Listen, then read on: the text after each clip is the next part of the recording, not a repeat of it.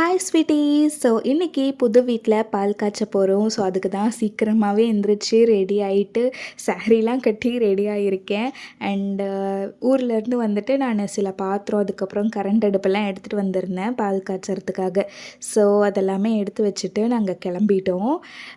Morning வந்துட்டு சீக்கிரமாகவே அங்கே போயிட்டேன். ஏன்னா அங்கே போயிட்டு கொஞ்சம் க்ளீனிங் ஒர்க் இருந்தது. அதுக்கப்புறம் சாமி படத்துக்கெல்லாம் பூ போடணும். ஸோ அந்த ஒர்க் எல்லாமே இருந்தது. ஸோ அதுக்கப்புறம் ரிலேட்டிவ்ஸும் வந்துட்டாங்க. ஸோ நிறைய பேர் கூப்பிடல, கொஞ்சம் பேரை தான் வந்து கூப்பிட்ருந்தோம். பால் காய்ச்சுற பாத்திரம் வாங்கிட்டு வாங்க அப்படின்னா வந்துட்டு ஏதோ பிரியாணி வைக்கிறாண்டா மாதிரி வாங்கிட்டு வந்துட்டாங்க. ஸோ பால் பொங்கவே இல்லை. ஸோ ஃபைனலி எப்படியோ பால் வந்துட்டு பொங்கிருச்சு. அண்ட் அது சாமிக்கிட்ட வச்சு சாமி கும்பிட்டாச்சு. அண்ட் புது வீட்டில் வந்துட்டு ஃபர்ஸ்ட்டு ஸ்வீட் தான் செய்யணும் அப்படின்னு சொன்னாங்க. ஸோ அதனால் வந்துட்டு நாங்கள் பைனாப்பிள் கேசரி தான் வந்துட்டு எங்கள் அம்மா பண்ணாங்க. ரொம்ப நல்லா இருந்துச்சு. ஃபைனலி நம்ம வந்து புது வீட்டில் பால் காய்ச்சியாச்சு. அண்ட் திரும்பி நாங்கள் ஊருக்கு போயிட்டு எல்லா திங்ஸையுமே வந்துட்டு பேக் பண்ணி எடுத்துகிட்டு வரணும். ஸோ அதுவே ஒரு பெரிய தலைவலியாக இருக்க போகுது. ஏன்னா ரொம்ப லாங்லேருந்து எடுத்துகிட்டு வரணும்ல திங்ஸு. ஸோ பத்திரமா எடுத்துகிட்டு வரணும்.